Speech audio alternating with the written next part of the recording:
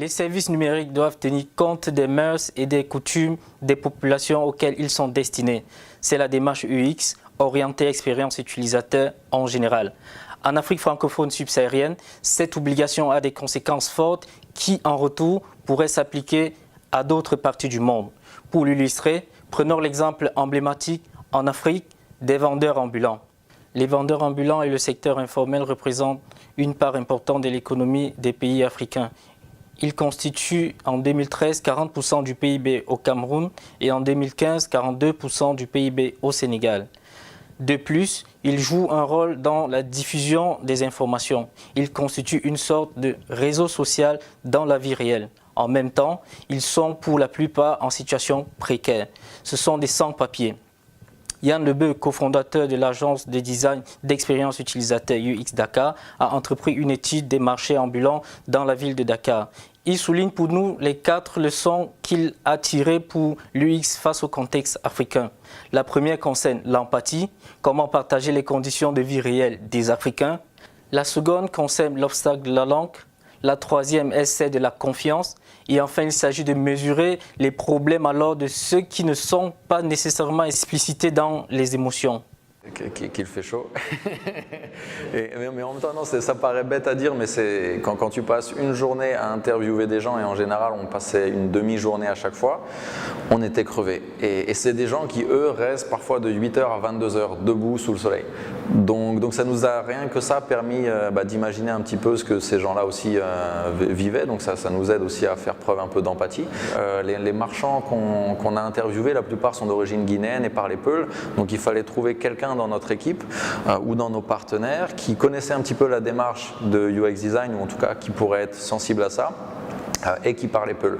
Donc on a eu la chance d'avoir quelqu'un qui pouvait faire ça, donc ça nous a vraiment beaucoup aidé parce que c'est très important pour casser la glace d'une certaine manière quand on arrive sur le terrain, parce qu'on est face à des gens qui parfois sont pas formalisés, qui parfois même n'ont pas de papier d'identité. Donc tout ce qui peut être interview ou demande sur leur activité, sur ce qu'ils font, ils sont très méfiants et donc ils s'en inquiètent beaucoup. Donc il fallait vraiment avoir une approche peut-être très pédagogique, très cool pour poser des questions pas du tout carrées au départ. Et après, ceux avec qui le courant passait bien, on les a invités à des entretiens un peu plus longs. Donc il y avait ces aspects-là à prendre en compte. Et on va arriver dans beaucoup de pays, vous avez le cas en France où les gens, tu as juste à leur demander un petit truc, ils vont facilement se plaindre de plein de choses. Et alors que nous, on a eu face à des gens qui avaient des situations de travail pas simples du tout, mais qui pourtant, à aucun moment te diront c'est difficile. Donc c'est pas simple de notre côté, du coup aussi de savoir à quel moment ils sont un peu plus heureux, à quel moment c'est beaucoup plus difficile dans leur journée. Et ce genre de choses, c'est très important dans l'UX design parce qu'on essaye de résoudre des problèmes des gens au final. Et quand tu as du mal à savoir ce qui rend les personnes heureuses ou ce qui les rend malheureuses, c'est pas simple de designer. Donc il faut vraiment creuser, il faut poser des questions un peu détournées pour essayer de savoir un petit peu dans la journée, dans le parcours client de la personne, quels sont les moments difficiles, quoi. La montée du numérique en Afrique souligne une dimension ethnographique de l'UX design. Les leçons pourraient aussi s'appliquer aux pays du Nord qui ont naturellement construit les méthodes sur la base du contexte des UX designers de ces pays. Le Peul est la langue des marchands ambulants de Dakar.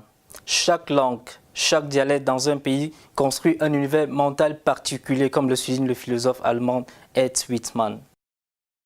Il compare les différentes formes de l'allemand au français. Comprendre finement la façon de parler de l'utilisateur est essentiel à une bonne analyse UX, quel que soit le lieu ou la situation. On oublie aussi souvent qu'un même objet se nomme différemment dans les régions françaises et les pays francophones. On oublie aussi en Europe ou en Amérique du Nord que bien des franges de la population sont exclues de l'administration électronique et de la vie numérique. Comme certaines personnes âgées, certains travailleurs agricoles, les sans domicile fixe, les sans-papiers, bien des étrangers maîtrisant mal la langue. Enfin, l'UX design s'appuie souvent sur l'idée d'une représentation universelle des émotions. Et pourtant, l'expérience africaine nous invite plutôt à mettre en avant une autre école de la pensée, celle qui insiste sur la relativité culturelle de l'expression des émotions, voire des émotions elles-mêmes.